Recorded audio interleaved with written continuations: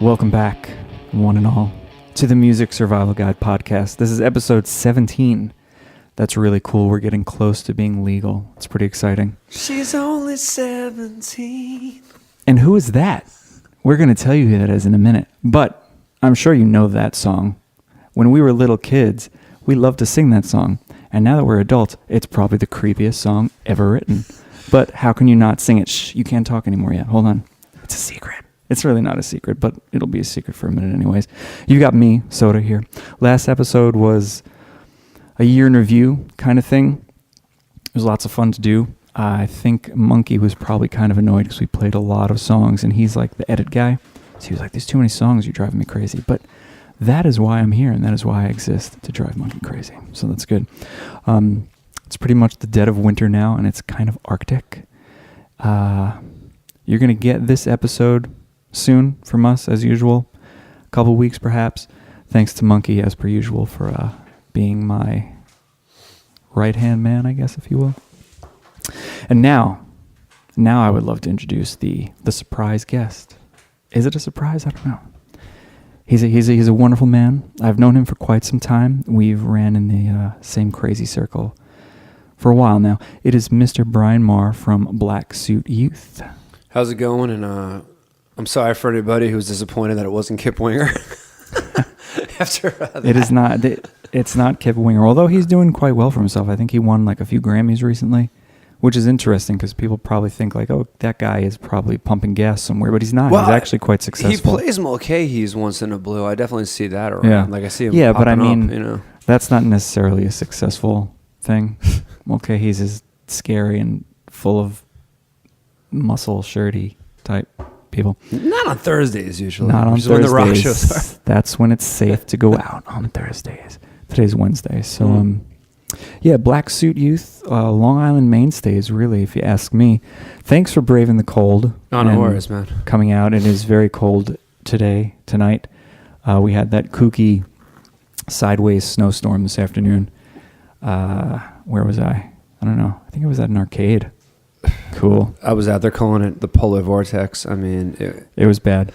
It could drop your blood temperature a good 1 or 2 degrees, but I mean, it's not like Siberia. Let's see, hold on. I mean, it's not much to remember, but when Bryan got here, I was like, text me when you get here. He's like, I'm here. Open the door. I'm running.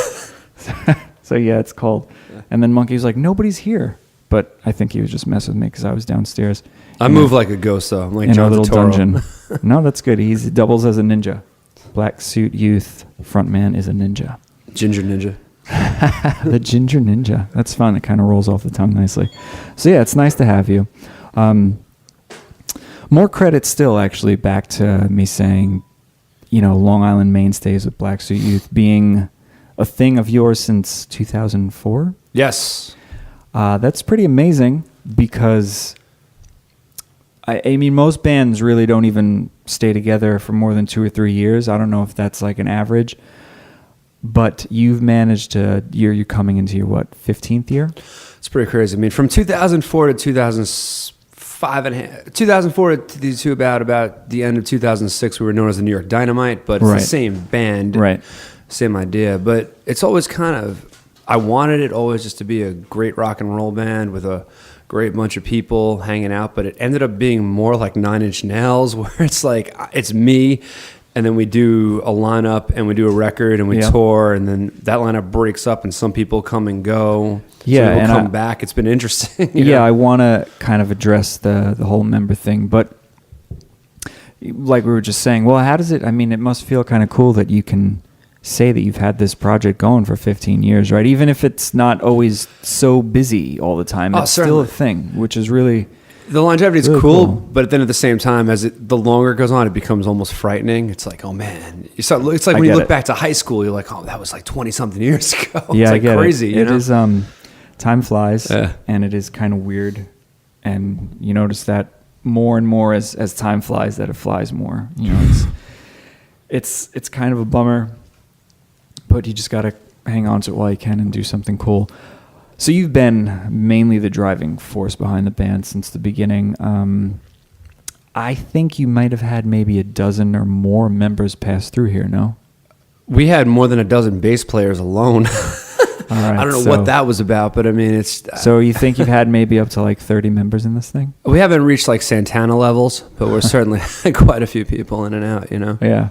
Well, I mean, it's great that, you know, like I said, this is my third time in 2 minutes saying that you've kept this thing going and you're able to bring people in and have them, whether you teach them the stuff or they learn it or they kind of learn it a little bit and then bring their own spin. And I don't know how you... Oh, certainly. It's been a cool scientific process where new people will come in and, you know, no one was going to play it the same way as a person who wrote it, you know, I mean, but it's good. But their new spin can definitely bring like a cool, like indelible thing to it. And beyond that, I mean, it's also... some of the songs that are from the past that are still going have been the ones that people who come in connect with and they pull out, you know. Well, like, yes, that is the best part about doing something like this, is maybe you've got, well, you definitely have a record that might be like 10 years old with this band at this point, right? Oh, longer, yeah. So it's cool when somebody comes in and they're like, oh, this song from this first album of yours is amazing, or maybe... I mean, tonight we'll probably play a couple of old songs, you know? Cool. I was able to get 2 older songs placed in a film over the summer that were probably 10 years old. And they asked for 2 songs from this one EP when I did this One Last November thing. And it just, you know, stuff is out there. Yeah. And you never know what's going to happen, even though we aren't like these big shots, but there's still stuff out there. And people find it, and they're like, oh, I'm going to contact this person. And you never know when you're going to kind of get one of those weird emails or well, that's how it comes around. I mean, we were all working on our second EP. We had just put that out. And then actually we're working on our second full-length record. And a director had found a song from the first record that he was really interested in doing a video for. It's like, well, that was kind of a bit ago, but hey, man, let's see what you can come up with. And we went and did it, and it was really cool. Like, it was the first thing we did that had like actual legitimate special effects and stuff like that in it. So it was really cool, you know? See, yeah, you never know. So that's why some people, I mean, I get it. I definitely get it when you're like, oh, when you go see a band, and you're like, oh man, that record you did like 15 years ago. And they're like, oh, you know, that isn't even anything like what I wanted. And it kind of annoys me at the same time because you're coming with like this heartfelt, passionate vibe, and they're shooting you down, you know, a little bit. I just, you know, I never wanted to make a record like that, and I just... It's pretentious. I understand. I'm like, come on, I'm sharing. I'm having a moment. Yeah. You know what it is? It's like... I love that. As the artist, you can always have qualms with the stuff you've put out. I mean, like, I wish I would have done that better. But if someone connects with something you don't love, you don't have to tell them about that part about it. Right. Be like, thank you. What did you like about it? This and that. And maybe you can see it in a different light by their input instead of shitting on it. Right. You know? And, you know, yeah, that kind of, you know, when people do that, it kind of bums me out. But I also do understand that because I definitely look back on a few things that I've recorded and released, and I'm like, man, you know, I wasn't ready for that idea. And I recorded it, and it's kind of okay, or I don't really like it, or I can't even listen to it anymore. But you could do it again. Bands have put out different versions of songs. Oh yeah, you know? For sure, absolutely. And but at least we can say that we've like put out records. You know what I mean? Even if some of them aren't our best work, a lot of people can't even say. I mean, we've had 4 full lengths and 2 EPs, and there's something I love on all of them. I mean, I like some better than others. Absolutely. As any person who's an artist or whatever you want to call yourself does, you're gonna like the execution of certain things better. Certain songs I love, but maybe I didn't like the guitar tone looking back at it now, or this, that, and the other thing, but that's not important, you know what I mean? You could always try it again. We've actually recorded 1 or 2 songs more than once too, you know? I mean, the Doors did Moonlight Drive 3 times until they finally got it for the Strange Days record, you know? It was going to be on the first one. It takes a while sometimes. Yeah, you know? No, you got to kind of let things marinate sometimes like that. Speaking of records and albums and everything, you do have a pretty decent discography in place with the band as well. Maybe we answer. I mean, do you ever look back on that and say, "Well, that's a job well done," or "Christ, I just love to torture myself"? You know, what do you think? I'm happy to say I don't hate anything as far as a full composition the band ever did. There's probably 1 or 2 songs from the first record where I might have been pushed in a different direction from the producer, or obviously as being a person who's my age now, looking back at things that a 25-year-old is writing about, I think they're immature and stupid or whatnot. And I look back and it's like, we don't play those songs because I just don't agree with the sentiment because I've outgrown them. Right. You can't relate to it anymore. So, but not to say someone else can't, you know, and I also see it, right. You know, we've entered a new dimension where things are more analytically picked apart, and I can look back at certain things and be like, oh, that could be taken so many different ways. If I had phrased it more specifically, you know, you never know. I mean, but that's with anything. You can, like, especially in the text message world we live in, things get so lost in translation. Yes. You could say something a certain way to you that seems innocuous, and to someone else could be offended or freaked out or worried, and it means nothing. And yet it does. You're right, and it happens far too often. I'm like, oh man, I'm gonna catch heat for that harmless thing. Yeah, I mean, I write back jokes to people. The other day, get into an argument with somebody for no reason. Yeah, the other day, like a friend of mine, we're talking about like, oh, we're doing the show. I'm gonna bring a bunch of cupcakes. It was my other friend's birthday, and like someone's like, you can never have too many. I'm like, you could if you're diabetic. Then I'm like, shit, is someone diabetic that I just said that to? Whatever, you can't worry about that shit. You know? No, that's funny. It's still a true fact. I'll take cupcakes anytime. You know? If you come back on, bring some cupcakes. Although Brian did ask if we needed anything before we got here. I should ask for some cupcakes. Try to be courteous. But anyway. Now, I know you released a new single back in late 2018, right? That's when it was off of this new record, Fall South. Yeah. Capital Offense, was that the one? Yes, sir. Okay, because I wasn't sure when I was putting my little interview together here, because Brian and I think we started talking about getting you on the show in October. But then I was going to do it much sooner until I shattered my elbow into like 14 different pieces, and I'm sorry. No, that happened, and I adopted a baby. Yeah, so congratulations. That's so beautiful. Yeah, thanks. So, life got kind of nutty. So the picture today was so cute. Yeah, it was a funny one. She's a trip. Her cheeks are so fat, man. So, yeah, Capital Offense, and I wanted to make sure I had my facts straight on that was the single. We had been trying to get you on here for a little while, but you're actually... I didn't mention the top of the hour here that you are the first show of 2019. Oh, rock and roll, so man. Nice. We're coming in strong. We did the little year in review thing, which was lots of fun. For me, something like that. I always wish I kind of had my own radio station so I could just play all this obscure, weird music that nobody knows that I feel everybody would love. It's just given the chance, Yeah. You just got to get all those people in and interview them. Yeah, well, that's why, that's why I do this when I started the Little Music Survival Guide thing is mainly a blog, and just to be like being able to express my music geekery publicly more than just like sitting around the house, with some friends talking about a record for like 6 hours, and now I can do that, and there's a decent handful of people that seem to tell us that they like it, which is really great, and people have been turned on to other bands because of this, so maybe somebody will find you guys and they'll be like, hey, they're great. I appreciate it. I do the same thing too. Like, I'll have my friends over and I'll be like, yo, you got to check out, if you pan this record to the left, you're getting this one nuance. Like, dude, you ate too many edibles. I'm like, no, trust me. Listen to it on this version. Put on like GNR Lies on like the 88 pressing before they use that 120 milligram bullshit, and you can hear Slash and Duff's fingers moving up and down on the strings and stuff that gets lost in the CD. You never notice or on the radio. I'm like, that's what I love about stuff. Yeah, no, for sure. And recording, Right, and I don't. I used to sit around a lot and listen to music with decent headphones on, and I don't really have the opportunity to do that anymore. I listen. The most I listen to music is when I'm driving. Yeah, because that's when I'm just by myself most of the time, and I can take stuff in.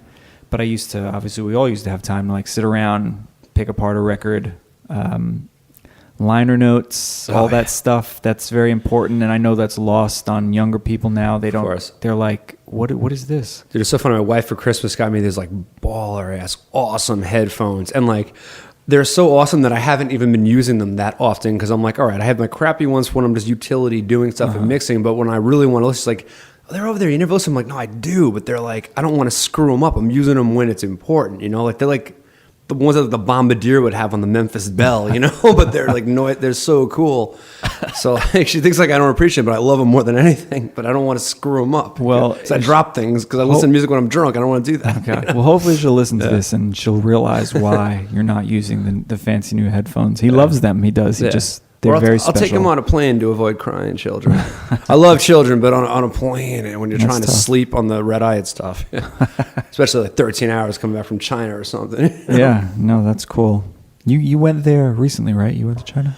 I've been to China twice, but not super recently. Recently, I was just in South America, like way down like Argentina and Uruguay. Oh, it was awesome. Yeah, cool. Try to get around, you know. Yeah, no, for sure. Traveling is nice if you can do it. But listen, before we get too current, let's get a little Black Suit Youth vintage. Pick a song to kind of assault our eardrums with a little bit. Tell us a story. Introduce it. Why this song? All that good stuff. Tell us, because we haven't played a song yet. We're going to start with a Black Suit Youth song. From this era or from the past? Like, what are you looking for? It is completely up to you.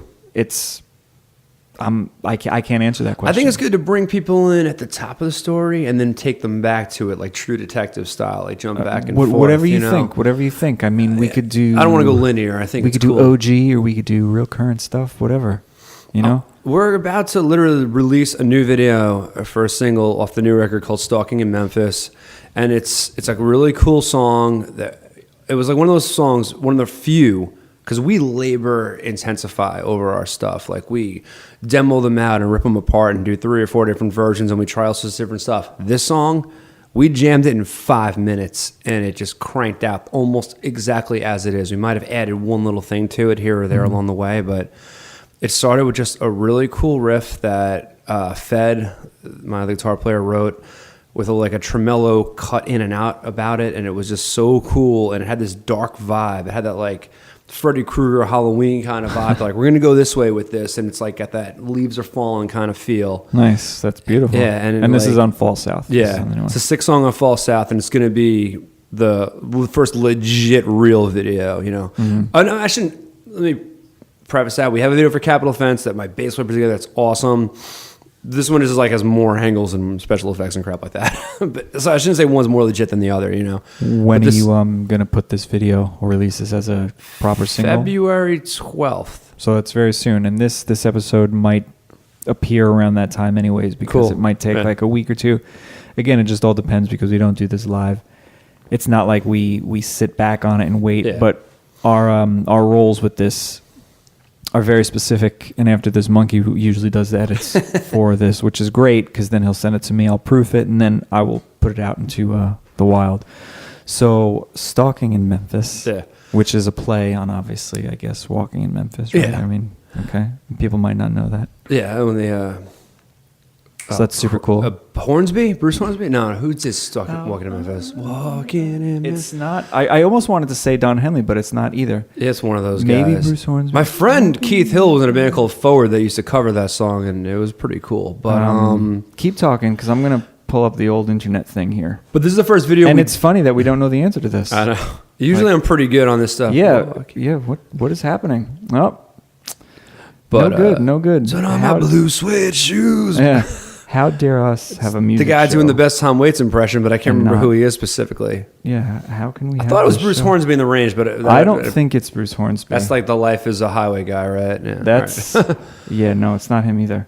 But this was the first video we did that like everything was like scripted. Like the first video we had for this record was some tour footage and some show footage and whatnot kind of thrown together. This was like the first deliberate thing where it was like, let's go out and wear specific costumes and be in location and do this, that, and the other thing, you know? That's awesome. So it was cool, you know? Mark Cohn, C-O-H-N. And I would have thought of that all night long. That guy sounds like a lawyer. Oh, God. And not been able to tell you. So, yeah, cool.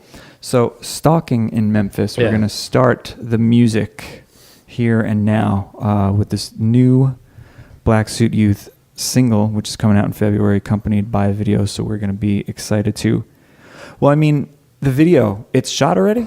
Yeah, it's done. It's edited. We're just dropping it. Now we're in the promoting it for like 2 weeks before we put it out type of That's phase, great. You know? So maybe if this does wind up being released in 2 weeks, I'll put the link to the video too. Oh, awesome. Which would be neat because I'll be looking for it. So let's do that. Let's play this for the kids at home, and then we'll get back to the chit chat. Here you go.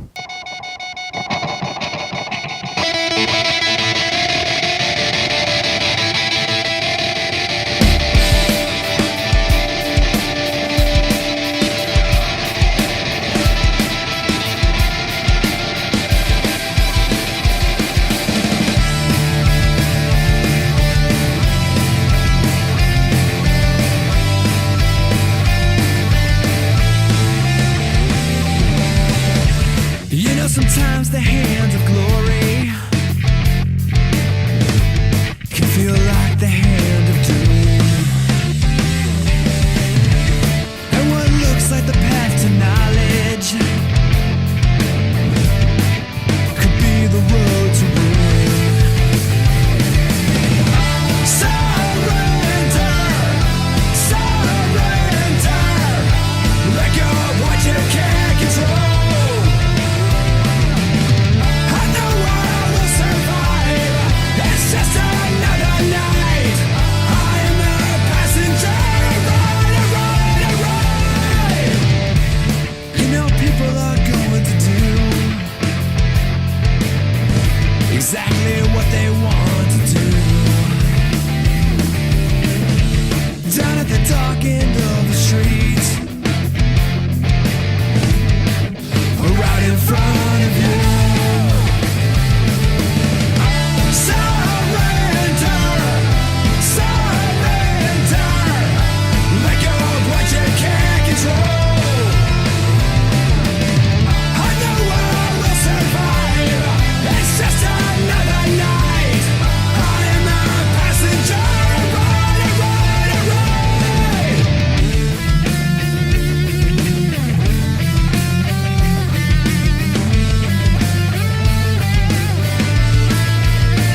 ride.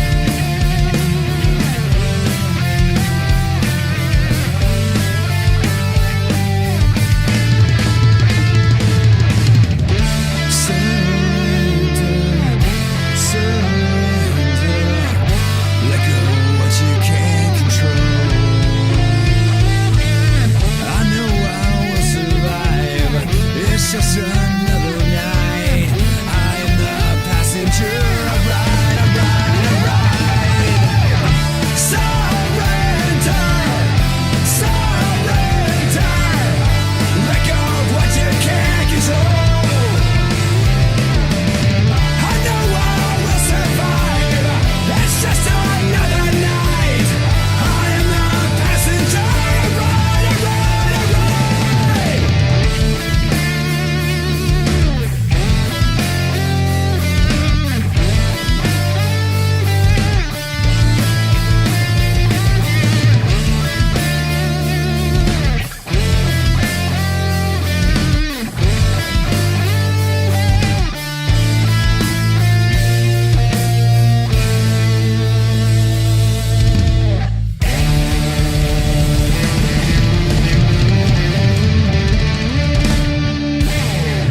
Nice. Thank All you, right. Bryan, for letting us play that song. for Bryan playing it. actually snuck away for a pee-pee too. So I would say he snuck away while we played that song, but it's not live. So anyways, actually now if you don't mind, I would like to talk to the folks at home real quick about another little indie band that I have a track from that I'd like to play. This is actually a track from one of my dearest friends, Sisterhood Gem. Good old Gem. She's out there somewhere. This is her niece, actually. It's pretty cool. It's not even a song. It's more like just an artistic piece of music. Is her niece under the moniker Aqua Teen Homo Force, which is brilliant. It's a very cool track. So big love to Summer for sharing her song with us. We're gonna play that. But a quick little history lesson here. Summer actually shot the videos for the Emotion Picture single, The Worth of a Heart. We did the full version and a radio edit of that a few years ago. It was around this time of year, February, maybe 3-4 years ago. I don't know. It was dead of winter. We had no budget, only a certain amount of time in the day. In fact, excuse me, all I had to offer my little team was coupons to Dunkin' Donuts. That's literally the budget. So we had a donut break and then it was right back to work because we were trying to shoot everything in one day, and winter, you know, the sun goes down much quicker. But I love those videos so much, and I was always been grateful for her contribution to that. So I want to play her song under Aqua Teen Homo Force, 6:36 this morning. So let's do that, and then we'll talk to Bryan some more. Here you go.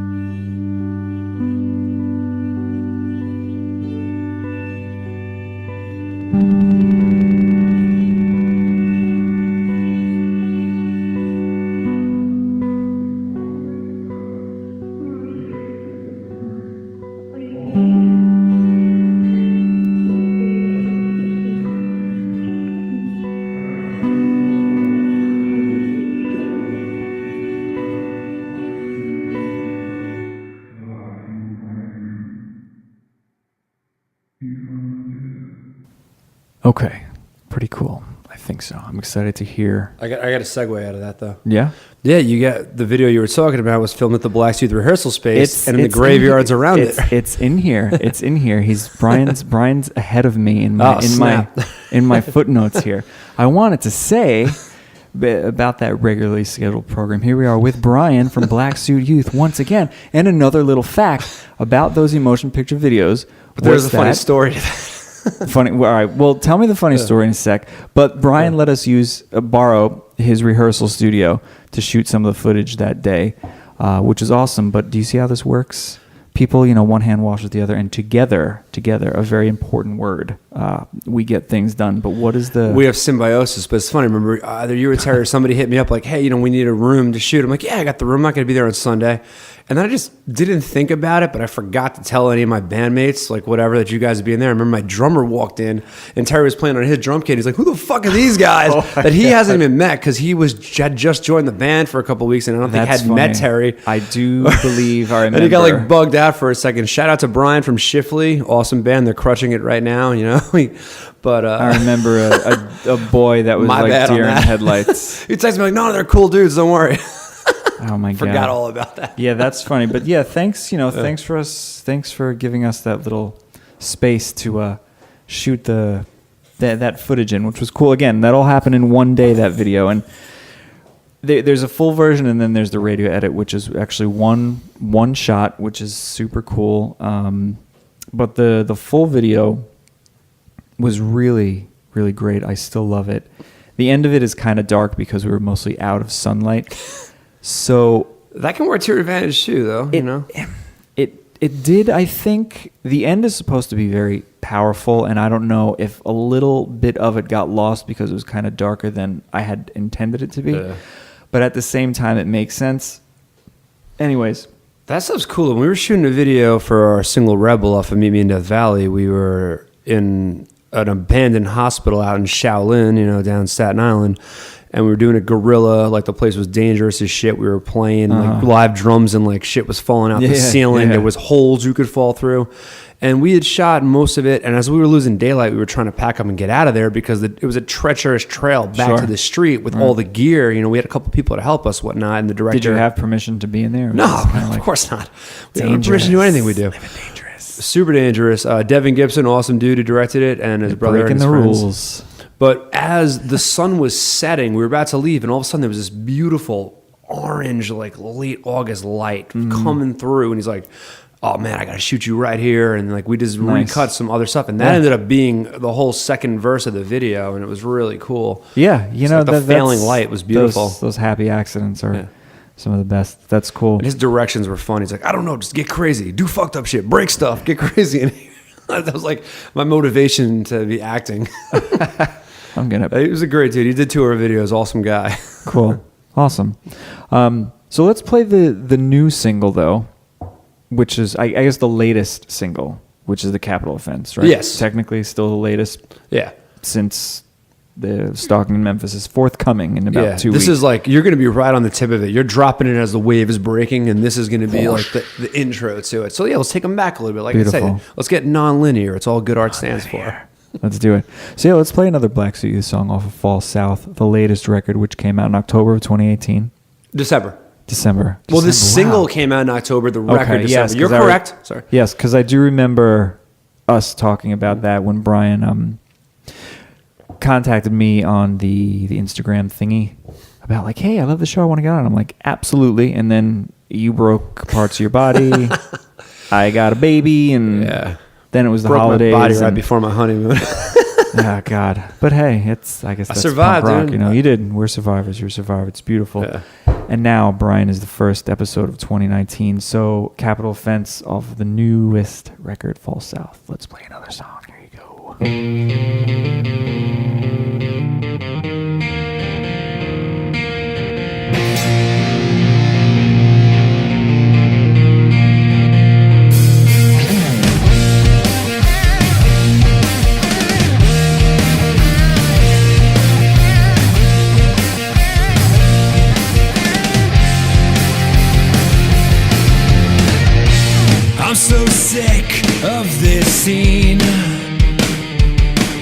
I'm sick to death of my home. I like having no direction, and I like being out here on my own. I'm standing on the corner of Fullerton in California, watching the cars fly by, wondering where should I stick out my thumb for a ride. I did everything wrong, and I did nothing right. I did it all, and I would do it all again, with some Indiana girls on an Indiana night. I'm standing on the corner of Fullerton in California, watching the cars fly by, wonder where should I stick out my thumb for a ride. Should I come back to you? Should I come back to you? Should I come back to you? Yeah!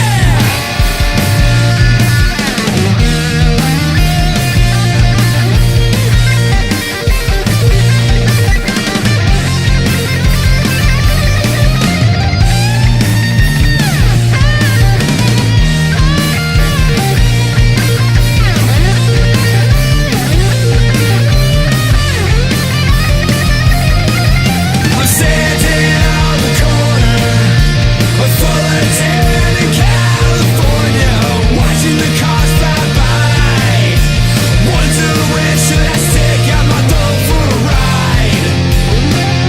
But here I am still sitting on the fence, wasting time as a capital offense. Should I come back to you? Should I come back to you? Should I come back to you? Rain falls down over my head. The rain falls down over my head. The rain falls down over my head. I said the rain falls down. I said the rain falls down over my head, and then the rain falls down over my head. The rain falls down over my head. I said the rain falls down, down, down. I said the rain falls down over my head, and then the rain falls down over my head. The rain falls down, down, down, down.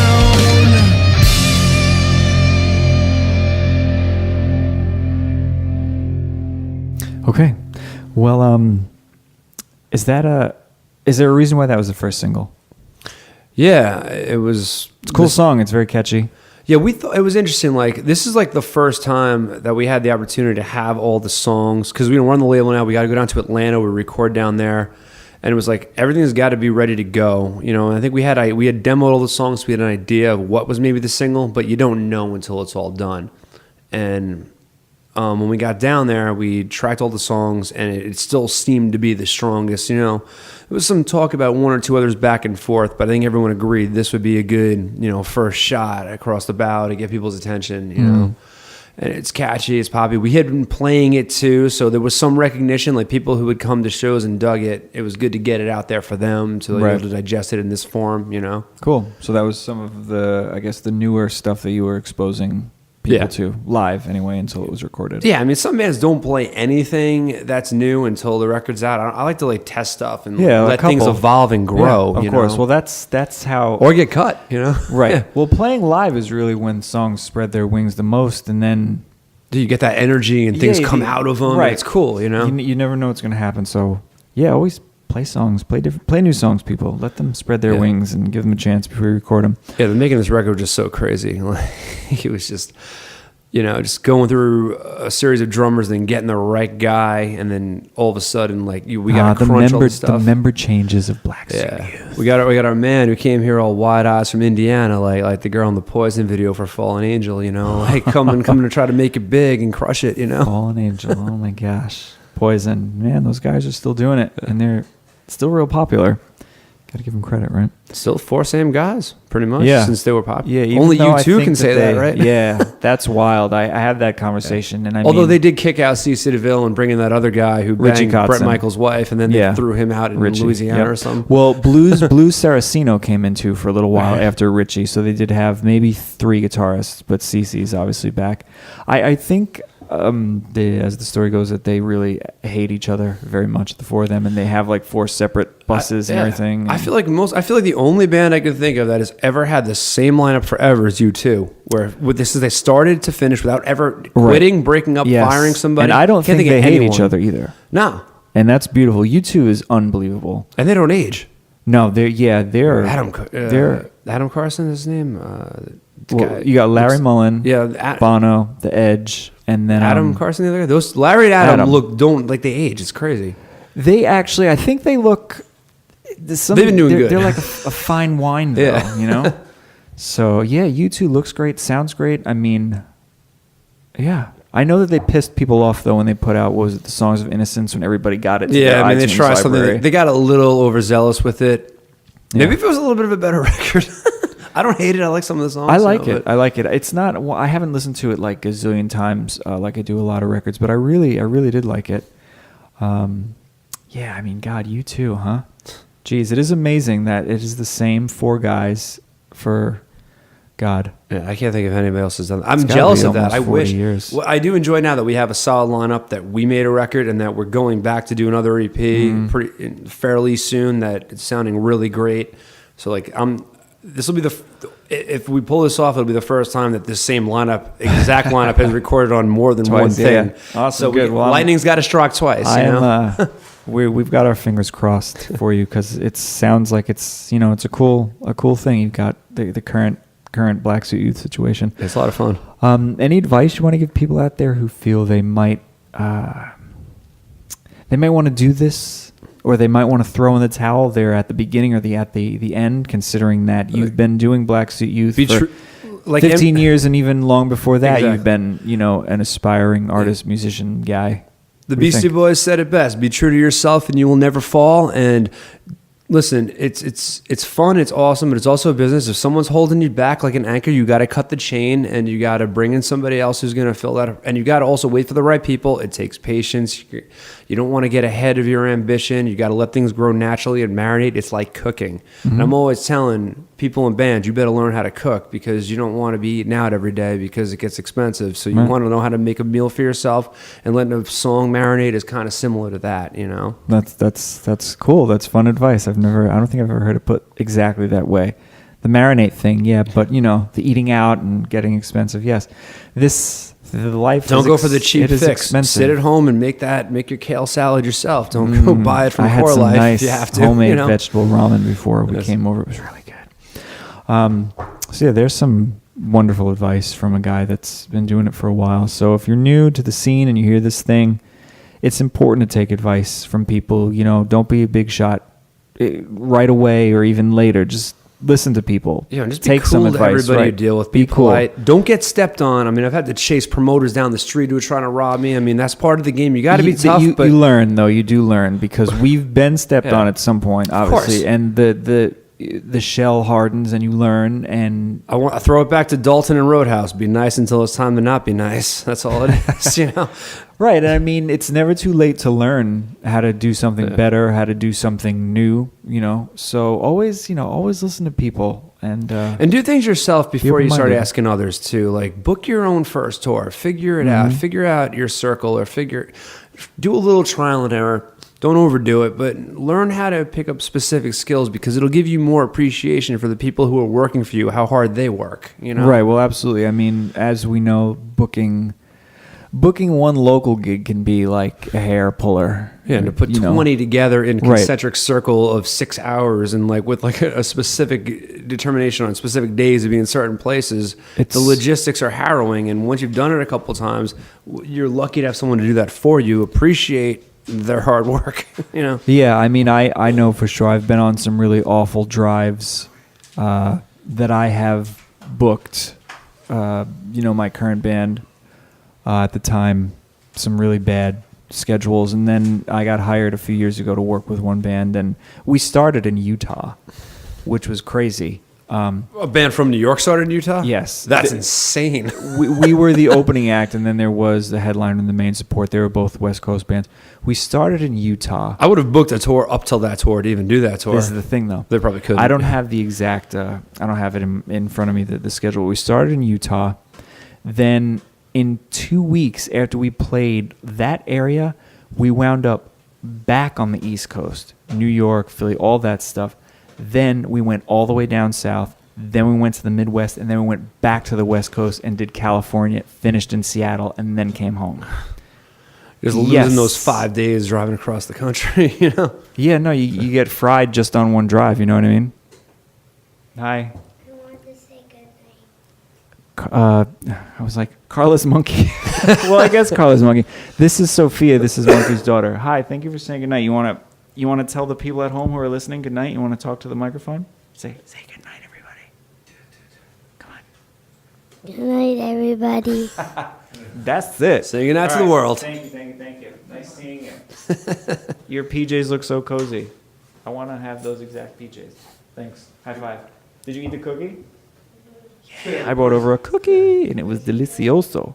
That's Bryan. I didn't get a cookie. You want to say hi to Bryan? We met before, but... High five. Thank you, Sophia. Good night. Give me a hug. It's okay. Hugs are cool. He doesn't bite. He's a softy. Anyways. Oh, that was such a nice surprise. All right, cool. Good night, Sophia. Thanks for visiting. All right. So anyway. By the way, I'm loving this candle and ambiance. Like you got. I know it's mostly dark in here. We got to make it romantic. Well, no, that's fine. Most time we do a podcast, it's like in like one of those rented like shared space type WeWork joints, and like right. you're in like the glass case of emotion. We've done which this, isn't bad, right? No, we've done this. this Is intimate because it's obviously such a portable thing. We've done this in lots of really fun places. I mean, we've done it, in Monkey's house, in probably almost in every room of his house at this point. We've done it on a big old Golden Touch bus. It's like Tom Cruise and Risky Business, man. Every room in the house. We've done it in a sweaty print shop. We've done it in like an ice cold somewhere place. We've brought it out here and there, it's fun. I mean, we would travel farther with this if we have guests or, although we can do stuff on the phone and whatnot now, but I like the personal face-to-face thing. We're sponsors. Yeah, well. So what have you been listening to lately? Who's like tickling your fancy? I've been psyched on a couple of some really great new bands. Yeah, well, let's talk about that for a minute. Off the bat, I just saw a band at the Gramercy a couple weeks back called Wells, Welles. Imagine a little bit of like Sunny Ray Real Estate crossed with some like other grungier Alice in Chains elements. Like these are young kids from Arkansas. This guy can sing, man, and play guitar, and his band is solid. I'd highly recommend them. Cool. A band from Los Angeles, who I believe by way of New Jersey, called Rad Horror. They are sick. Yeah. Just really good 90s influence rock and roll. And then a band, I believe they're from the UK, called Red Rum Club. Imagine Joy Division crossed with a mariachi band, crossed with Duran Duran and Billy Idol. I think those are some really cool bands I'm really digging. There's a band from Asbury Park, New Jersey, called the Brothers Union that's got kind of like Gaslight Anthem feel, but kind of a more under the stars kind of type like feel to it. It's pretty cool. I love it. Awesome. There's so... I'm constantly trolling, looking for new music on Spotify, and I'll listen to 30 bands, and then one catches me once in a blue, Right. No, I get it. And these are those, ones, I used to... I don't even do Spotify too much. I used to have Pandora on. Especially if you're a B-sides guy or a deep cut guy. Right. If you go beneath all that stuff, that you can really find the soundtrack to some movie you forgot, some off song, No, for sure. It's all there, and it's a wicked it's the best $10 a month you'll spend. Right. But I still even just put Pandora on sometimes in the background, although my music library is crazy and extensive. But I have found... Their algorithm is crazy, though. Like, they can take you to Nickelback somehow. Yeah. From wherever you're at. Oh my God. But maybe over the past couple of years, I found two bands in particular that I have grown incredibly fond of, that I love, that I have researched and got whatever they had to offer was the Churchills and this band Marjorie Fair. amazing stuff. And Check them both out. I found them both on Pandora. The Churchills are, pop rock, alternative pop rock, and Marjorie Fair is more like indie shoegaze, very pretty, like ethereal kind of arrangements and stuff. Yeah, there's so many. Like I like, there's been Cigarettes After Sex is kind of like that I like, and then I found this band, the Bohicas from England. The Brits are always doing the best. I saw this band Circle Waves at South by who killed it a couple of years back. Followed them up here to Mercury Lounge, and then from them found like that band, the Bohicas, and other things. Those British kids are always putting out like such good poppy rock, Yeah. Well, there's always something to find. I kind of have like a little bit of a... I was saying to myself over the past year or two, I'm like, I'm not even trying to look for new stuff to listen to. Because I still love discovering older bands from like the 80s and 90s that I've never even known. But that's still new to you. That's still right. The search. It's new to me. But it's just something about, obviously, the production, the aesthetic, the whole vibe that you get out of those time periods that are not necessarily happening now so much, as you know. Yeah. People are still doing it. Some people are still recording on tape and not auto-tuning and all that other stuff. But it's just different. Like, I'll listen to a pop record from like the late 80s or something by like a guy like Robbie Neville or something like that, and you don't get pop music like that anymore. It just doesn't happen unless Ryan Adams is trying pretty hard to do it. Right, unless I'm just like a jaded dinosaur at this point. I don't know. But it's interesting. The rock stuff you got to go actively search for. Like, that's the tough thing. Like, you mean like Greta Van Fleet isn't like the best band ever? You don't love them? I'll talk to you about that in 1 minute. Those poor guys. I feel bad. I have no comment on them. I'm not interested. I have some pretty serious comments. But the hate is serious. I don't hate them, but I will comment on them in a minute. But let me just say, rock you got to go search for. Hip-hop is in its renaissance because on Mondays and Wednesdays when I drive back from Long Island to Queens for practice, I can't listen to rock after playing rock for 3 hours. I got to change it up. So it's either dance or hip-hop or freestyle, and I predominantly listen to Hot 97 because that's when funk is dropping his stuff late at night and talking shit and playing new like hip-hop artists with old. So that you can still find your way and discover new stuff where it can come to you like through that. But the rock you got to like go on a dive and go down that rabbit hole looking for. As far as Greta Van Fleet, I'd heard them. I liked the first EP. I was a little skeptical about it. I didn't particularly love the album because I got what they were going for. I didn't think it was necessary for their handlers to decide to make the sonics of the record and the tone sound completely like Led Zeppelin 2 and 4. Well, Pitchfork like just recently ripped that record apart too. Wasn't that the one, I think? And it was like... That's not enough for me to be down on them. No. So then I went to go see them. I will always... even if someone's like, don't see that movie, it's awful. I'm kind of like, I respect your opinion, but I still want to see it for myself. I should have seen Greta Van Fleet at Bowery Ballroom. It would have been a better show, but it was too expensive to get into, whatever. So I went to the Terminal 5 one about a year later. By the time a band's playing Terminal 5, where that place is Thunderdome, and I hate it. No matter where you are, when you're at your show, you're like, I always get stuck next to the worst assholes because everybody in that place is the worst asshole because they're all bridge and tunnel jerks and it's terrible. The guys who are like, as soon as the band starts, they got to run from the bar and smash through people to get to the front. Fuck those people. I don't like it there at all. I've had horrible experiences there, and be it that you mentioned the whole thing that you just said. And every time I see a show there, I'm like, never again. And I've been to 70 shows there, but I swear this is the last one. I've maybe been to 7, but let me tell you a real quick story about Terminal 5 and a show that I was at there. I went to see the Black Crowes there, okay?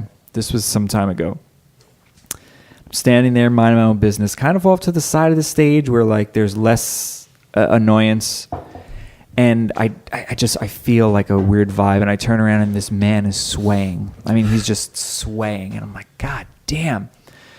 And I turn around, he's still swaying. I turn around, and he's gone. And I'm like, all right. And then all of a sudden, I'm like, stomping my feet. And I'm like, this is weird. Something feels weird. And then I like feel my shoulder. And I had like a scarf tied around my head. And it was the dead of winter. This man threw up all over my back, all over my head. That's terrible. It went into my shirt. And She Talks to Angels will never be the same. I had to go to the bathroom. I hope you pickpocketed that fucker's wallet or something. I wanted to cry and leave, but I toughed it out. Then I went, got pizza by Penn Station. A homeless man sneezed on my pizza right next to me. And then... That's the move to get it from you. 2 days... You got to eat it in front of him to show him what's up. You can't do that move again. 2 days later, I got the flu and was out for 10 days. God. So I got puked on, sneezed on, and then I got the flu. A lot of new histamines. There you go. But I'll say the What a thing, night. Yeah, it's terrible. The show with the Greta Van Fleet, though, and this is where I was like sour to them. First off, the opening band, the New Respects, blew them off the fucking stage. They sounded like Sly and the Family Stone crossed with like Michael Jackson. It was like two sisters, a cousin, and their brother drumming, and they were tight. I loved them live. Their record is good. It's on Spotify. It's a little too polished, which ain't always bad, but in this case, I think it took away from how strong of performers these people were. They're from Nashville, so everyone from Nashville's great. But Greta Van Fleet, yeah, it's great to see kids who can really play that great, Rock and they were music tight. and stuff. But why is the kid singer talking with a fake British accent when he's from fucking Michigan? Yeah, I don't that know. shit is so lame, and that's so like, you know what? I'll give them the props, they practice more than I ever did, and that's great. But they're posers. Sorry, final word. Okay. And I've done my due diligence and my research. Right.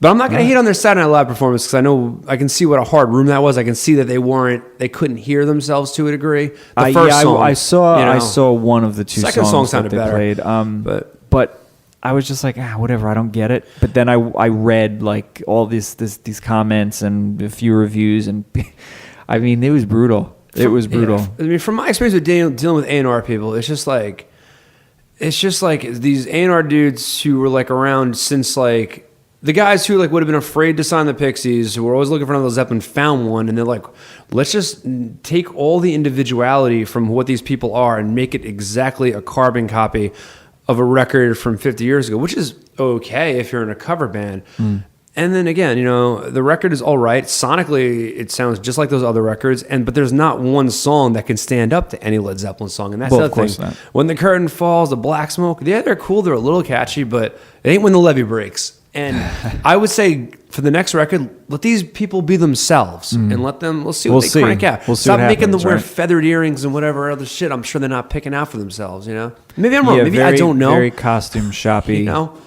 That's my man on the street impression. I could be wrong about some of these things, and if I'm wrong, please tell me. I wouldn't, and you can change my opinion.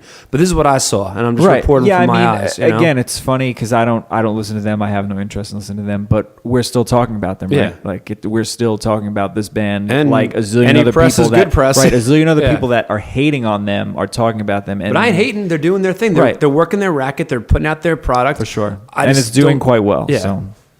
Is it? Anyway, yeah. How well does a band do these days? Yeah, I don't know. But I know it doesn't even take a lot to chart on Billboard, but I think that record charted fairly high. They factor in streams now, so I don't think it counts. It's so stupid. Yeah. I only learned of that recently. We were talking about it at home, and I was like, come on, man. It's just like, I guess there's no other way at this point. I guess, you know what? If you sell an action figure to Walmart and they discount it to $1, it's still a sale or whatever. I mean, just for any example, or a grill or whatever. But it takes a lot more of those to add up, right? We're all on the clearance rack, man. But speaking of bands that we may have seen recently, I just saw Mineral for the 5th time about 2 weeks ago. They are so very near and dear to my heart. Amazing and beautiful as usual. Chris Simpson, the singer, is such a sweet and wonderful person. This band that Pop Gun presented the show, and this band called Tancred opened, and it's the brainchild of this girl named Jess Abbott. I don't know if you're familiar with Tancred. I don't know them. No.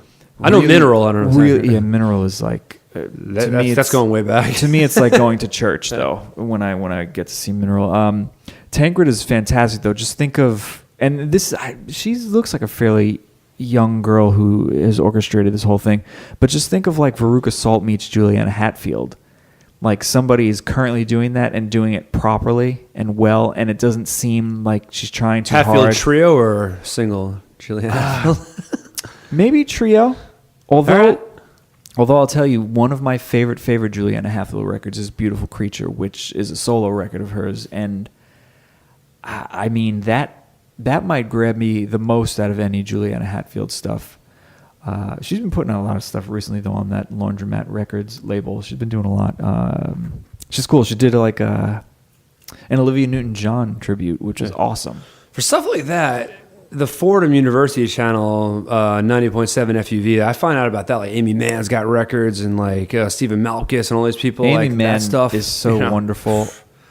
Did you hear her? The Both band that she did was Yeah, really the Both cool was with the awesome. guy. Yeah, the Both was great. But the record, I think it's Ted Leo, she did that yes, one, right? Yeah. her most recent one though, Mental Illness, it won a Grammy for best folk record. I gotta check it out. It's really wonderful. I to me, the first 4 solo Amy Mann records are like untouchable. Whatever, I'm with Stupid, Bachelor Number 2, and then Lost in Space. Yeah, I'm Stupid as well. And I feel like kind of, I don't know what happened after that with the Forgotten Arm and people go through phases that we're not ready to go to with them. Maybe we are too. That's part of it. I just, you know? I don't know. I didn't enjoy it too much. But then she put out Mental Illness, and I was like, this is my favorite since Lost in Space. It's really excellent. It's an excellent record. I definitely fell off on her until she put out that record with Ted Leo, The Both. That was so cool. The Bronze Fonz song or whatever. Yeah, that was it's cool. a really cool album. She's brilliant though. I mean, even going. And then I way wanted to go back- see them, but it was impossible because it was one show in New York. Yeah, right.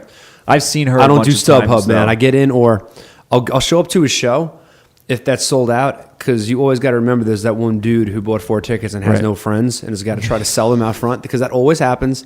But that was what case there wasn't. So I'm like, nah, I'm just gonna walk back. Where was down. the show? It was the Bowery Ballroom. Yeah, that's cool. That would have been really neat. So that was a couple years ago. I might have like gone and drank a beer at Crash Mansion. I mean, or something, you know. Even before her solo stuff, though, when she was doing Till Tuesday, Voices Carry, man. It's one of the best songs ever. Some of that stuff, though, like when you get deeper into Till Tuesday, you're kind of like, oh my God, it's unbelievable. But let's get back to Mineral for a second, because after nearly 20 years, they have recorded 2 new songs. Nice. They put out this book, like not autobiographical. I guess it's autobiographical to a degree, but it's a nice book that chronicles like their 25 years of the time that when they started and up until now. And you know, there was obviously a long break there, but they have these 2 new songs that are really beautiful and recorded incredibly.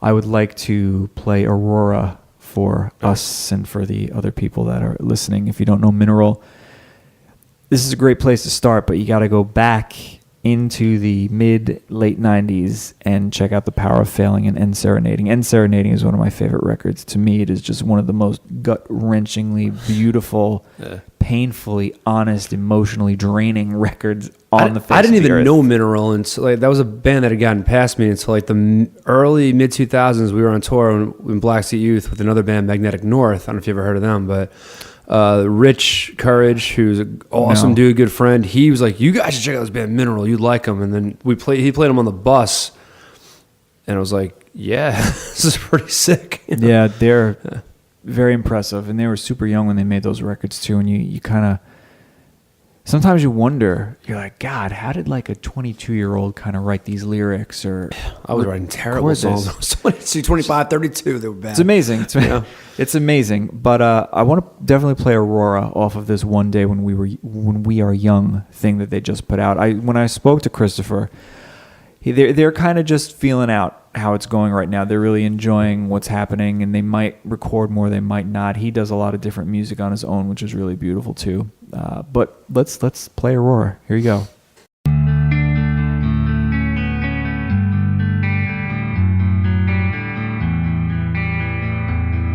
It's always an answer that nobody questions. Some gave out a long time ago.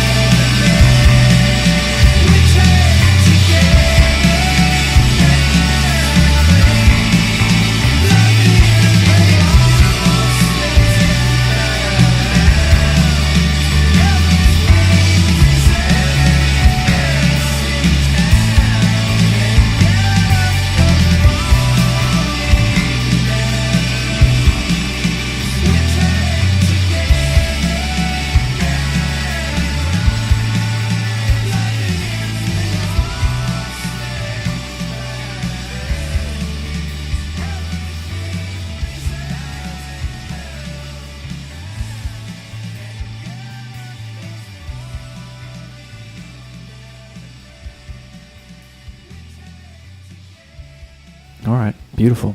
So I think we kind of maybe missed the middle of Black Suit Youth. We can get to it. Because we did a little bit of the beginning, and we definitely focused on the current stuff. You want to focus on the dark times? But, I mean, Another Night in the Tombs was a single for you. Yes. As well, off of the Room Without a View record. Well, that's jumping over probably the golden era. Now we're in the new golden era, but I think for Black Suit, the Meet Me in Death Valley record was like one of like our favorite times and achievements, and touring that and being out on the road with that and getting picked up on a label and putting out on vinyl. Like that was a great time, and that was the first thing like I was super proud of start to finish. I'm like, yeah, I love all this, whatever. I do have that on vinyl. Glad. But yeah, I mean, Another Night in the Tombs, one of my favorite songs that the band wrote, and we still do it. You know, we're still playing it in every set. I was going to say, you know? Can we play that? Is that one that you know are fond of? Because again, it goes back to some people like, oh, I don't know, let's rather play rock this, that. But it's a song about a night in jail. Yeah, everyone should know what it's like if they haven't ever done it. And this is off Room Without a View. So let's play another song. Hit you with some more music. Another Night in the Tombs by Black Suit Youth. Room Without a View on that record. Give this one a turn it up, kids. Here you go. Crank it. The lights go out, the doors crash. These iron bars, they got me trapped. I don't take it from anyone, so I won't take it from them. They started pushing me, I started pushing back. Another night in the tombs, I can't stand the view. I gotta keep my cool. Another night in the tombs, another night in the tombs.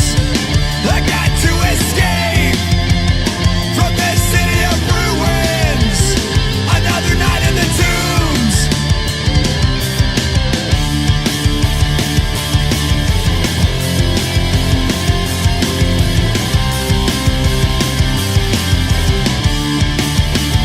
I've had enough of the scene, of the messiahs and schemes.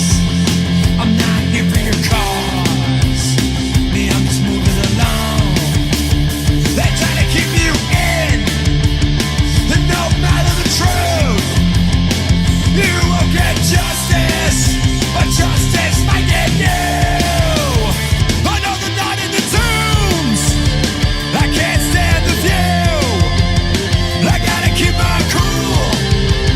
Another night in the tombs, another night in the tombs. I got to escape from this city of ruins. Another night in the tombs. And I've been up all night, I've been dying for the sun. I swear when I get out this time I'm gone.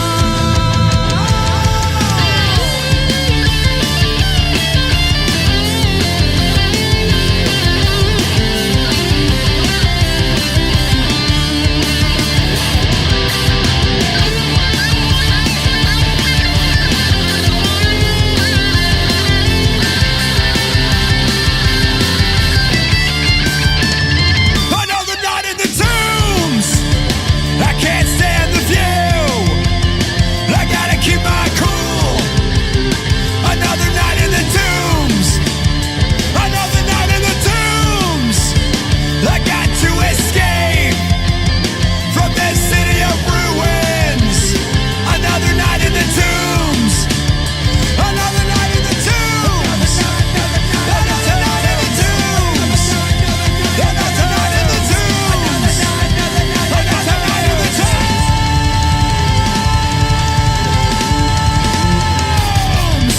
Okay. Thanks, Brian. Thanks for sharing with us. What did everybody think? So now, be it that the band has, which we talked about earlier, has had a lot of member changes. Tell us about this current lineup, because I feel like I haven't seen you in a little while. Yeah. It's not that I don't want to see you, as you know. No, you're pretty life, busy, man. you know. But even just the vibe that I get from you just through, I hate to say it, but this is how we live nowadays, just through social media, you seem like you're very, very content with the current state of Black Suit Youth. Like very, very content, you know? Yeah, we definitely have a lot of fun. I mean, and it's like... And that's the most important thing. It's always been like, you're in a band and you want to find 4 of you, people that want to all book shows, all have designs, all have ideas, all write songs. You want everybody to be contributing the same level as you, but that's absolutely impossible. Everyone's got to... You got to find out that a certain people who fill certain roles can only do what they can do. So you got to play to each other's strengths and figure out who can do what, you know? So for me, it falls to, I write a bulk of the songs, I write all the lyrics, but I'm open to if any come at me, of course, you know? My guitar player, Fed, he just wrote a song start to finish. That's awesome. And he's a great guitarist. He was in a King Diamond cover band, so he can shred and he can rock, and he's got cool style. And he filled in a Priest band. I mean, he's nuts how good he is. It's like he's certainly the best person I've played with, and I think in the original music, New York City, Queens, Long Island scene, he's the best player. I think I have the best guitarist. Like I can say that almost with no ego. Like as far as technical ability, I'm saying cool. You know, he can just rip it. My bass player Juan, he's an awesome dude. And the amount of dedication, he helps out with the Facebook posts and the business. And now our new thing is he's got a printing press in the basement. So we've been like making up T-shirts for each show. Like I did see that that like Cobra. Yeah, we did the Cobra symbol from Cobra for the Cobra Club. You know? I enjoyed that immensely. Be it like a G.I. Joe fan, cartoon geek. You know, I was like, ooh, that's cute and fun, and I dig that. So that's cool. Yeah, that's a very cool idea. It's enticing. You got to find out ways to do things nowadays, especially promote outside. Like, you got to get people to the shows. You're not making money having. Not that it's about making money. That's the all-encompassing goal, but. To survive and sustain, you got to bring in X amount from certain sales and whatnot. So, hey, you know, if you can already have the stuff together to give some people some T-shirts that only cost you $5 to make, and they're coming to a show and paying $10 again, and you're doing okay. That's the hustle, you know. Right, of course. And if they'll buy some stuff and then stream you or whatever, you know. You mean you're telling me that $22.68 royalty check from iTunes that you receive once every 8 months isn't paying your bills? Oh my God! If it's even that good, once every 8 months.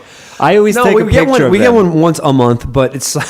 I always take a picture of them because they're super funny. Actually, Tim Smith... 0.03 cents once in a blue. Yeah, Tim Smith, who used to be in Jellyfish, which I reference like every effing show, who played with Noel Gallagher, Sheryl Crow, done all this big stuff. You got to get him on, man. Just posted a photo on Instagram of like a royalty check he got from maybe Universal Music or something. It was 98 cents, and he's like, the gumballs are on me. It's just so funny, but then it also kind of makes you be like, you know what?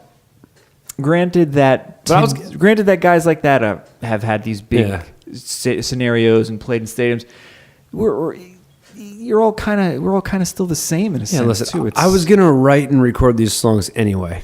Let's put it that way. So I mean, if we can get it out there and people dig it and it can do something, that's not the thing that you can monetize anymore. I think the industry is changing more to be like more experience based. Like if you watch that whole Fyre Fest shit, right? There's 2 of those. They were going for something, but what they lost track of their original vision was going to be. They were a platform that was going to be like you could hang out with Ja Rule or Gigi Hadid or whoever, and then they made this fest and they blew their own, like they torpedoed their own idea. But I feel like that idea is still where things are going to go. Where artists are going to make more money doing private shows for like Saudi princes and whatnot, as opposed to actually going on tour and I don't know. You will do those things, and that will be your bread and butter. But your big payday is going to be from like video game placements and like doing private shows for like oligarchs in Russia. Mm-hmm. You know, all right. Well, I mean, even now, and I had done this a lot when I was in His Mighty Robot. We did a lot of like house shows, which probably were some of the most rewarding shows that we had ever done. They were easier, you know. We didn't have to lug a whole bunch of stuff around, and we would play to a room of people because people would just invite their friends over. We'd sell a little bit of merch, you know. We'd get a free meal, and we'd just have a good time talking to people all night long. And that's something that I always thought was really, really fun. And we were talking about it at home last night. We want to try to maybe do a couple of house shows, maybe because I was like, we could bring in Jill Solbuhl, we can get Joan Montraga, you know, all of these really, really neat people to come in and do house shows. Damn it, we might do that. So anyway, whatever. I was going to say, what is different about this current lineup? But you also kind of answered that with each of these guys having. I didn't even get to my drummer. Well, I guess I spoke to him earlier, but we can't leave out the drummer, although they are the most Robert Scott Abrams, difficult member of every Richmond, band. Indiana, as he would say. And he came here, kid coming here from New York, into New York trying to learn, and he's really had to like level up, you know what I mean, and play with the people the way we play here, because we hit hard, and like we had to break him out of his like little jammy tendencies a little bit. But I saw the raw talent that he has, and now he's crushing. We were just listening to like a live tape we recorded from a gig a couple weeks ago, and the level to which this kid is playing from where he was playing even 3 months ago, not even a year ago, is like ridiculously impressive. So that's awesome. this kid's coming here. He's eating, he's like living low, and he's struggling, and he's doing the best he can. He's actually doing a lot of background acting. He's in every Marvel show. He was all over this season of The Punisher and a bunch of other stuff. No, that's cool. That's fun stuff. He hasn't been the rapist on SVU yet. I mean, that's always the goal of everybody. Okay. But he's gotten into the background a couple of times. Yeah, that's fun work. I've done a bunch of that, and it's fun, and you can get like a decent paycheck from some of those jobs, and they feed you, and you get to hang out with cool people all day long. He takes a lot of leftovers. They're always like, he comes to practice with like a pile of ribs. Like, don't let me forget these, man. Craft services, it's fun. Craft services is the jam. So how was recording the new album? It was a blast. It was an experience. I mean, like I said, it was a tricky thing because we had a certain amount of time spec'd out. So we go down to Atlanta, and then the producer got held up on a project in Boston. Is this the first record that you've done outside of your like home, New York? Yeah. So that's cool. That was a great. Yeah. I mean, that alone is a really cool experience. Focus someplace, Yeah, of course. So we get down there, and then so the producer Pete gets tied up. So he's not coming in until the next night now. So we actually rented a studio that like Mastodon runs or something. This place was crazy. It was like in like this crazy industrial part of South Atlanta where like you book the time online.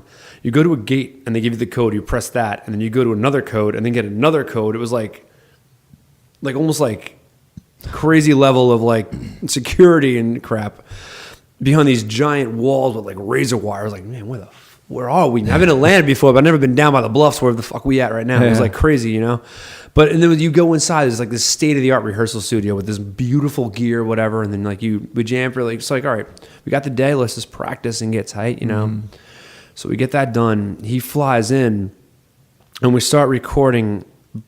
By the time all the levels are set up and everything is said and done, we're recording at like midnight. Right. Well, that and like so, time, and we're doing drums until 5 a.m. practically the first day. In this like, and also we're in a commercial building. Like the studio was on the 4th floor of a building that has like gynecology offices and shit like in it. So we can't be playing drums at like 2 p.m. while people are getting sonograms and whatnot. Of course. So that was like pretty wild, So we worked for a bit. We did what we could do. Crushed the drums, and I came back the next day. Did all my rhythm guitars. Again, like it was a pretty late night because we'd slept into the day, and then we did a bunch of that stuff. I actually went back to where we were staying and like crashed for a little bit while they did leads, and then did the bass, did everything else, and then we did I did as many vocals as we could do because then he had to fly out now on like Monday morning. So then we completed that, and then I ended up having to fly back down to finish like 3 songs. Needed like a lot of the oohs and ahs and padding and backups and harmonies and whatnot, and one song needed a couple of verses because I was just blown out and I wasn't going to get any more done, and there's no point at that. Did you have like a time frame, or were you kind of like whatever will be and I'll go back if I need to? Or? Yeah, well, it was the thing, we had it but it got screwed up like I said, the producer, because was working on projects, you're where you're at on the label, where your status is. Certain bands are here, certain bands are other places, So for us, we had this, and then it got screwed up, so we lost a day on both ends. So we had to do as much as we could, I mean, the record might have had 1 extra song too, if we had more time. But things evolve the way they evolve, Right. But I was able to come back down and complete it. And then through that point, we got on the queue to be mixed. I mean, there were other bands who had to have their stuff come out first. That gets done, and then you hang and you wait and you hear mixes and you go back and forth. And we were I will say, Pete, he mixed it. He was very gracious in that whole endeavor, as opposed to we mixed those songs a lot of times. And that's always been like the case with Black Suit too. I mean, like it's not that it's like study wrong, study long, but you want to like really get your vision completed as best you can. So, I mean, just even we were on mix like 10, 12, 13, 14 of like a lot of songs, just like, and the only difference between one and another is like one lead is up like half a decibel that the average human's never going to notice, but it matters, you know, in the long run, in the longevity of it, we all want to love it. So it was a lot of work. That's why like, we recorded it in April and May, and it didn't actually end up coming out until December, you know? Yeah, but that's not uncommon either. That doesn't seem like an unreasonable time frame, which is... It would have been cool to get out in September because that would have been, but it just wasn't possible, you know? What's next? Next is we got a bunch of gigs coming up. We're doing a small East Coast tour into the Midwest in April. If this airs soon enough, on February 15th, we'll be at the Meat Locker in Montclair, New Jersey. And then in June, we're going back down to record a few more songs. I'm not sure. We're not going to do another record. I think what we're going to do is record a bulk of songs and then stagger the release, do something a little different. 3 songs, and then a couple weeks later, 3 songs, or maybe 1 every couple of weeks. I don't know how it's going to play out, but we've already got 6 songs that are pretty together that will be in the first batch that we're going to do in June, like first weekend of June. All right, great. So you have just keep it going. A little bit of a plan for the next 6 months or so. Oh yeah. It's all about content. You got to just keep releasing stuff now. You can't do like 2 years between records anymore. You know. Yeah. You got to keep people's attention span, which is very, very. It's hard, but you put out a record, then you got to keep releasing videos and content and this, that, and the other thing. Everybody has ADD.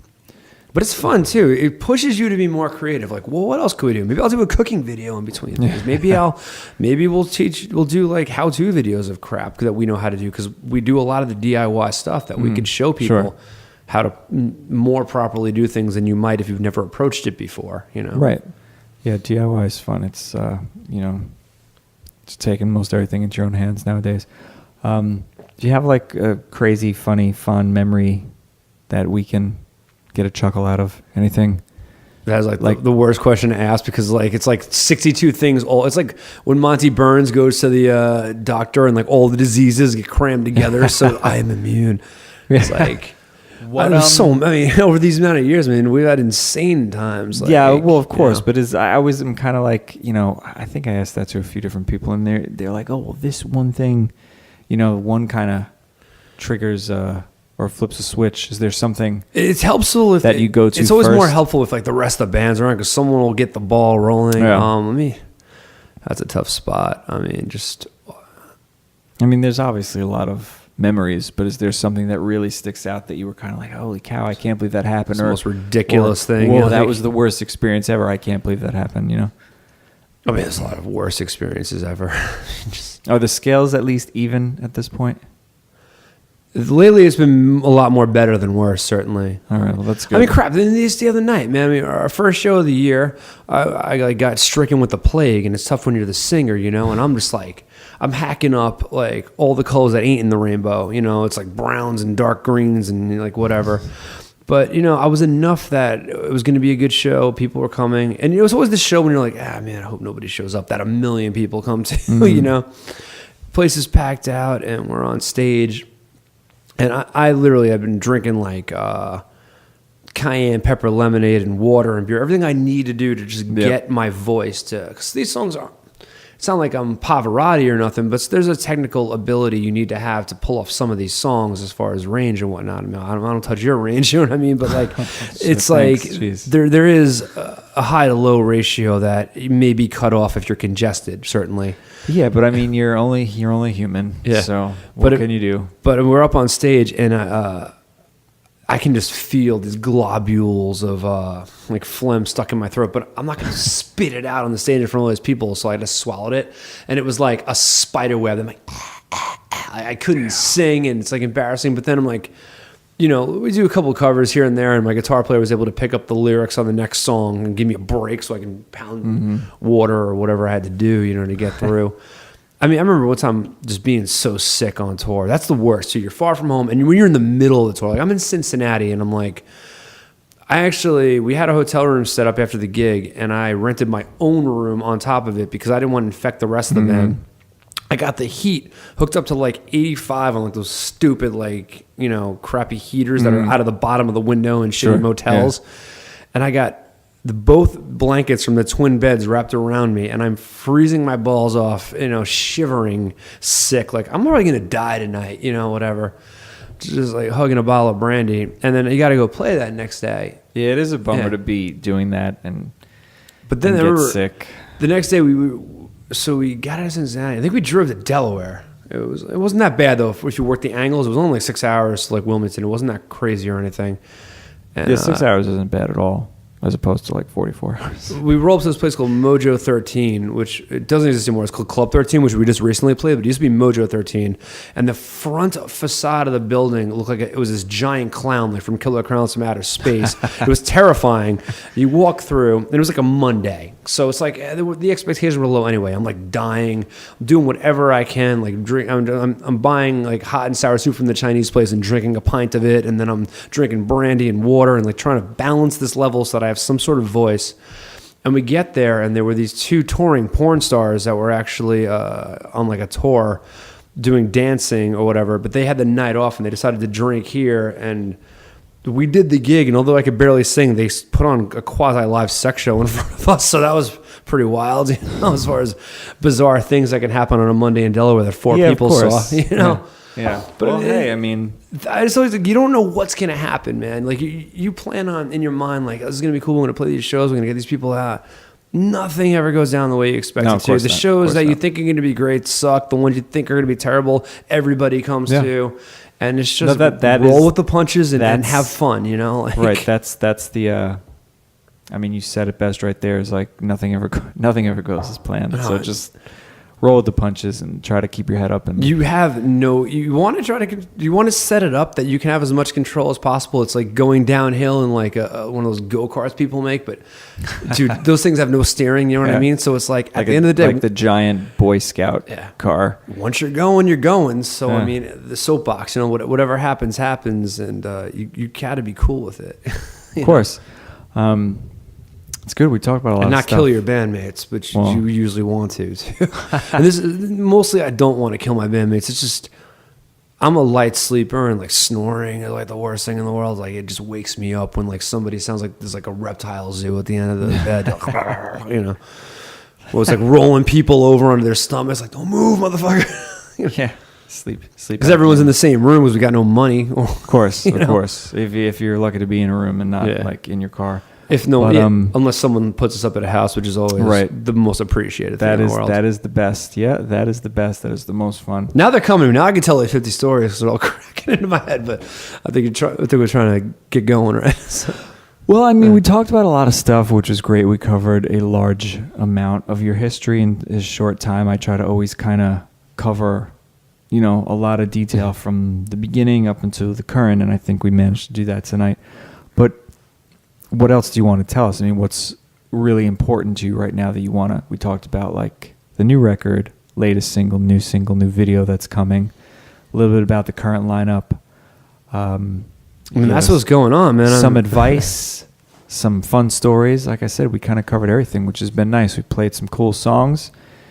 What do you want to leave us with? I mean, we always like to go out on a song, too. Is there a specific song that you might really want to be like... Yeah, we could play one more song off the record. You know, we definitely will. This will be like kind of one of the deep track ones. This one kind of comes from like my experience in like the tattoo world. A song called Die, Cry, Hate. I think it'd be really cool to play. I mean, it's like the opposite of Live, Laugh, Love, which is like what everybody comes to the desk wanting to get 5 years ago on their ribs. I mean, there's a million... It's anyone in the customer service world can relate to or whatnot. Like, I think it's... just the people you deal with in that situation who are coming. You work in a tattoo shop for years. I mean, that's like the craziest shit you're going to see is just maniacs at all times and all sorts of different altered states asking the most insane. You answer the same question 600 times a day. So it teaches you so much patience, you know, like. So somebody that's listening might wonder, be like, oh, you know, Bryan sounds like he's totally successful in making a living off of Black Suit Youth, but your day gig is a tattoo artist. No, I'm not a tattoo artist. I co-managed a shop. I'm not an artist. I would curate and help people. Like, oh, someone wants to get a Japanese coat. Well, I'll set you up with this guy, or I would bring people towards whom they needed to be with and I would bring them a consult to that person, or do the if I feel like I knew where they were coming from, I could just set them up the appointment with the person without they don't have to meet. If I know, like I would just curate, you know what I mean?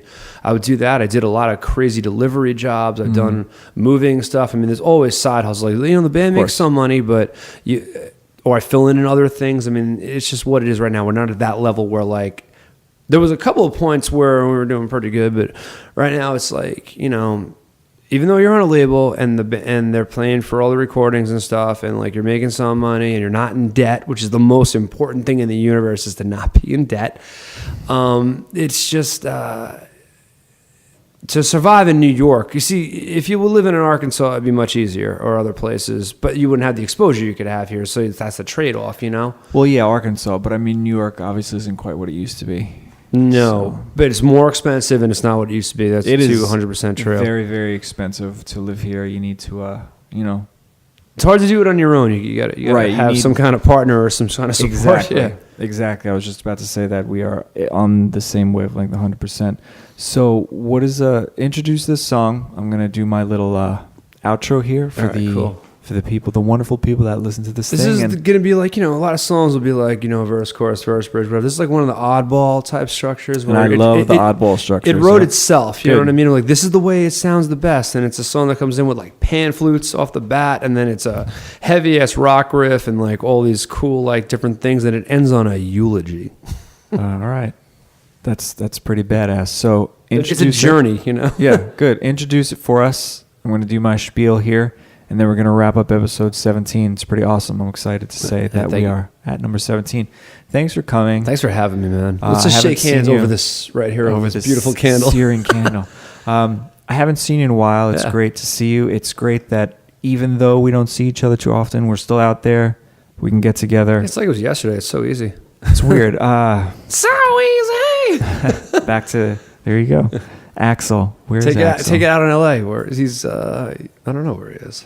There's a lot. I think he's off right now. Who knows? But so introduce the song for us off of Fall South, the latest Black Suit Youth record, which you can get on Bandcamp, iTunes, Spotify, all major platforms. Yeah, wonderful little places. Every platform. BlackSuitYouth.com. You can get on the 14th Street platform if you just go on your phone. Hey, We're already in there. We're selling CDs out in the street. That's the way to hustle. You know, how it is. You meet those hip hop artists that like corner you in Midtown, and they're like, "Yo, I like your look. I've got my new mixtape out." I met this guy at bars one time, and I was just like, I just didn't feel like dealing with him. I'm like, all right, whatever. I gave him like $10, and he gave me back like $16 change by accident. Oh my god! Shit, I just hustled you, and I wasn't even trying, but thank you. I get that, but it also is kind of annoying because they're like, "Oh, let me autograph this for you," and they give you a CD, and I'm like, "Oh, thanks," and they're like, "Yeah, it's $10." I'm like, I didn't want to buy anything from you tonight. Desanuda Elmo type level shit, like. Yeah, one guy got mad at me like last summer in the city. I was taking my sister to a show at Radio City, and and I will always hear somebody out. I'll talk to them, whatever, because I get it. I totally get it. But the pitch don't always equal a sale. You can't get mad. Also, that's the game. Right. There's a level of whatever that you have to kind of maintain, and once you cross that line, I'm like, I don't care what this sounds like anymore. You lost me because you're, arrogant, whatever the case may be. But anyway, here we go. Tell us, introduce this last song. Like you said, Black Suit Youth off the album Fall South. This is a jam called Die, Cry, Hate. Die, Cry, Hate. From our mouths to your ears, music survival guide. Thanks for tuning in. Thanks for listening. Thanks for coming back. Thanks for sharing with a friend. Take care of each other.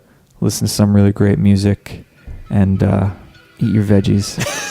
Over and out. Always. Thanks, Brian. I'll see you later. Peace, man. Adios. Good night, guys.